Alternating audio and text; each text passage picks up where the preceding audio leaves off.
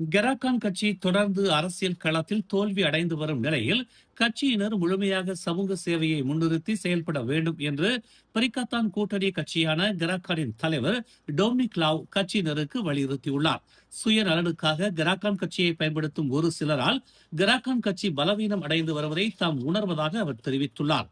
Gerakan கட்சியின் உள்கட்சி தேர்தல் நடைபெறவிருந்த நிலையில் அது ஒத்திவைக்கப்பட்டதும் கெராக்கான் கட்சியினர் கட்சியின் தலைமையின் மீது அதிருப்தியில் இருப்பதாக வெளிவந்த செய்திகள் உண்மையாக இருக்கும் எனில் கட்சியின் தலைமைக்கு கட்டுப்பட்டு இருக்கும் உறுப்பினர்கள் மட்டுமே நமக்கு தேவை என்று டொமினிக் லாவ் காட்டமாக கட்சியினருக்கு வலியுறுத்தியுள்ளார்.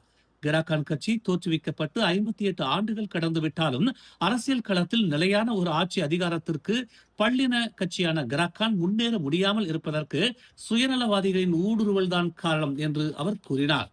அடுத்து வரும் நாடாளுமன்ற தேர்தலிலும் ஜொஹூர் மலாக்கா மாநிலங்களவை சட்டமன்ற தேர்தலிலும் கெராக்கான் கட்சி வெற்றி பெற வேண்டும், அதற்கான செயல் திட்டங்களுக்கு முன்னுரிமை அளிக்க வேண்டும் என்பதால் இன அடிப்படையிலான வேட்பாளர்களை விடவும் வெற்றி வாய்ப்புள்ள வேட்பாளர்களுக்கு தேர்தலில் போட்டியிட வாய்ப்பு வழங்கப்படவிருப்பதாக அவர் கூறினார். மேலும் செய்திகளை தெரிந்து கொள்ள தமிழ் மலர் இணையதளம், தமிழ் மலர் செயலி மற்றும் மலர் டிவி யூடியூப் சேனலை வலம் வாருங்கள். எங்களோடு இணைந்திருக்க மலர் டிவியை பதிவு செய்து கொள்ளுங்கள். உறவுகள் மகிழ்ந்திட விருப்பம் மற்றும் பகிர்வு சேவையை சொடுக்கிடுங்கள்.